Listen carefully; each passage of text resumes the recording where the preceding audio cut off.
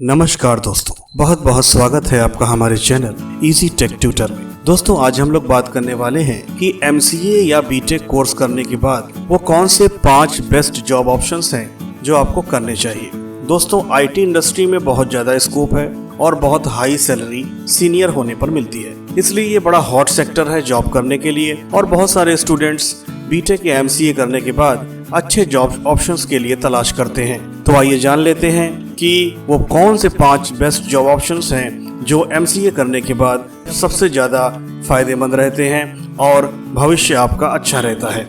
दोस्तों सबसे पहले अगर आपने हमारे चैनल को सब्सक्राइब नहीं किया है तो कृपया इसे सब्सक्राइब कर लें और साथ ही बेल नोटिफिकेशन आइकन को भी प्रेस कर दें। इससे हमारे वीडियो की नोटिफिकेशन सबसे पहले आपको मिलेगी। दोस्तों हम जानते हैं कि कोई भी सेक्टर हो, चाहे वो बिजनेस सेक्टर हो, सर्विस सेक्टर हो, हॉस्पिटैलिटी हो या हेल्थ सेक्टर हो, सॉफ्टवेयर की ज़रूरत हर सेक्टर को पड़ती है और वो कोई भी इक्विपमेंट हो, चाहे वो माइक्रोवेव ओवन हो, एयर कंडीशनर हो, इवन कार्स हो, सभी में सॉफ्टवेयर की रिक्वायरमेंट होती है। दोस्तों सॉफ्टवेयर को बनाने के लिए कंप्यूटर का एक्सपर्ट बनना ज़रूरी है।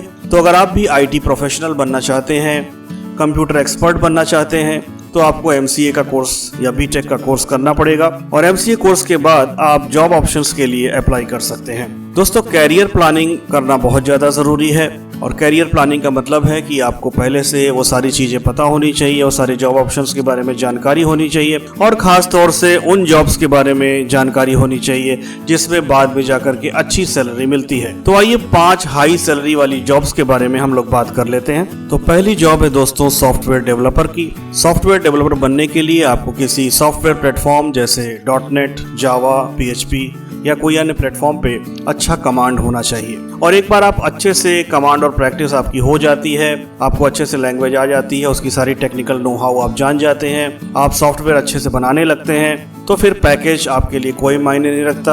आप आसानी से 1 से लेके 5 लाख तक की मंथली सैलरी पा सकते हैं। दूसरी जॉब जिसकी हम लोग बात कर रहे हैं दोस्तों वो डेटा साइंटिस्ट की है। आजकल डेटा का युग चल रहा है और हर जगह ही डेटा प्रोड्यूस और कंज्यूम होता है। कोई भी काम आप करते हो, चाहे वो इंटरनेट चलाते हो, यूट्यूब पे वीडियो देखते हो या आप कोई और काम करते हो, कंपनी आपका डेटा गैदर करती रहती है। आप कहीं पर भी जा रहे हैं तो आपका डेटा रिकॉर्ड होता है CCTV कैमरास में, GPS सिस्टम में। तो डेटा को मैनेज करना और डेटा से इंसाइट को निकालना बहुत ही ज़्यादा महत्वपूर्ण काम होता है और ये काम डेटा साइंटिस्ट के द्वारा किया जाता है। इसी वजह से डेटा साइंटिस्ट की बहुत ज़्यादा डिमांड है।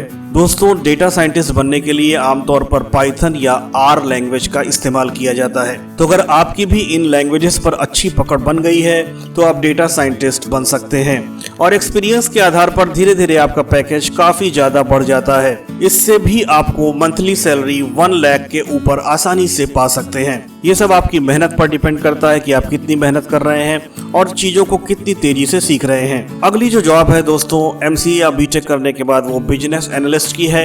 हर कंपनी चाहती है कि उसके पास एक ऐसा बिजनेस एग्जीक्यूटिव हो जो उसके बिजनेस की बारीकियों को समझे और उसकी एनालिसिस करके उसकी ग्रोथ के लिए सलाह दे ताकि बिजनेस आसानी से ग्रोथ कर सके और नई ऊंचाइयों को छू सके। यह बिजनेस एनालिस्ट अपनी राय कंपनी के टॉप मैनेजमेंट और CEO को सबमिट करते हैं जिसमें कि सुझाव दिए जाते हैं कि कंपनी को आगे ले जाने के लिए उनको क्या एक्शन प्लान फॉलो करना पड़ेगा। और अगर आपने BTech या MCA के दौरान बिजनेस एनालिस्ट बनने के लिए जिन चीजों की जरूरत होती है उसकी अच्छे से पढ़ाई की है तो आप आसानी से ये जॉब कर सकते हैं। इसमें भी आपको मंथली सैलरी 1 लाख के ऊपर तक आसानी से मिल सकती है। अगली जॉब है दोस्तों जिसकी हम बात कर रहे हैं वो नेटवर्क इंजीनियर की है। हर कंपनी या कॉर्पोरेट सेक्टर, चाहे वो कोई कंपनी हो या कॉलेज हो, वहाँ पे कंप्यूटर नेटवर्क का इस्तेमाल किया जाता है।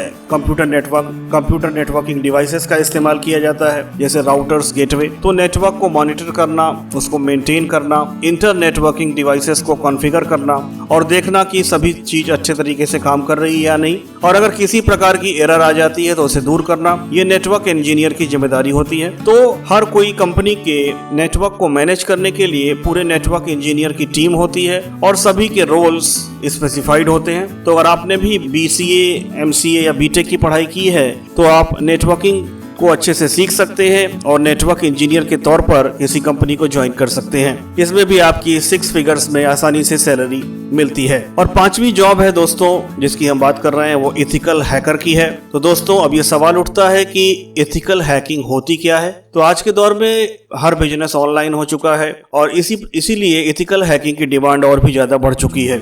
आजकल हर कंपनी की अपनी वेबसाइट है, मोबाइल ऐप है और इस वेबसाइट और मोबाइल ऐप को हैकर्स से सुरक्षा प्रदान करनी पड़ती है, क्योंकि हैकर्स जो हैं वो काफी ज्यादा एक्टिव हैं और वेबसाइट्स और मोबाइल ऐप से डेटा चुराना और उसको नुकसान पहुंचाने का प्रयास करते रहते हैं। एथिकल हैकर का काम होता है कि जो भी वेबसाइट या मोबाइल ऐप है उसको किसी भी अटैक से बचाना, किसी भी जो हैकिंग अटैक है उससे बचाना और एक सिक्योर इन्वायरमेंट प्रोवाइड करना। ये कंपनी के इन्वायरमेंट को सेंस करते हैं और देखते हैं कि क्या सिक्योरिटी होल्स हैं, क्या क्या रिस्क है कंपनी में और उन रिस्क को रिजॉल्व करते हैं जिससे कि जो हमारा नेटवर्क है, जो हमारी वेबसाइट है, मोबाइल ऐप्स हैं वो सिक्योर रहें। तो इनका जो रोल है बड़ा महत्वपूर्ण होता है। अपनी वेबसाइट और ऐप की सिक्योरिटी को बेहतर बनाना हर ऑर्गेनाइजेशन का ऑब्जेक्टिव होता है। तो दोस्तों ये बहुत अच्छी जॉब पोजीशन है जिसके लिए आसानी से मंथली सैलरी आपको 1 लाख से ऊपर मिल सकती है। तो दोस्तों आज हमने इन 5 जॉब ऑप्शंस के बारे में बात की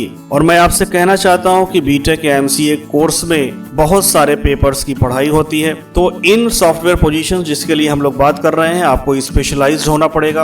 आपको उस स्पेशल फील्ड की अलग से नॉलेज लेनी पड़ेगी और उसमें काफी गहराई से अध्ययन करना पड़ेगा, स्टडी करनी पड़ेगी, तभी आप इन जॉब्स को ज्वाइन कर पाएंगे और इसमें आगे बढ़ पाएंगे। तो स्पेशलाइज्ड हो जाइए, अपनी स्ट्रीम को सेलेक्ट करिए कि मुझे क्या बनना है बीटेक या एमसीए करने के बाद और उस स्ट्रीम को लेकर के जो भी एडिशनल आपकी स्टडीज हैं उसको आप पढ़ना शुरू कर दीजिए ताकि एमसीए करने के बाद इन जॉब पोजीशंस में आप अप्लाई करें।